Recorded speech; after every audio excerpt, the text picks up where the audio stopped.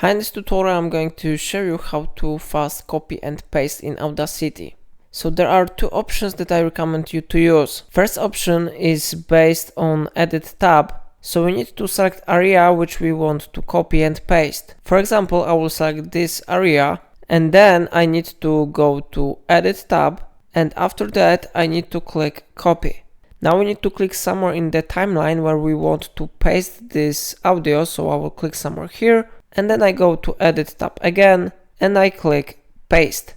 So in this way we have copied the part of this audio. So now we can change position of this audio to the left side. The second method to copy and paste is based on shortcut from your keyboard.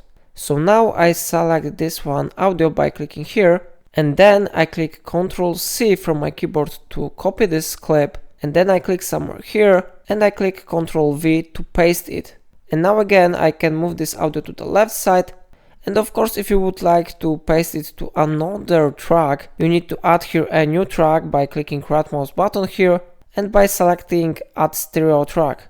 So now I click somewhere here, I click Ctrl V, and this track has been copied here. So it's all for today. If I helped you to use it, remember to like this tutorial and subscribe my channel, and please let me know in comment if it solved your problem.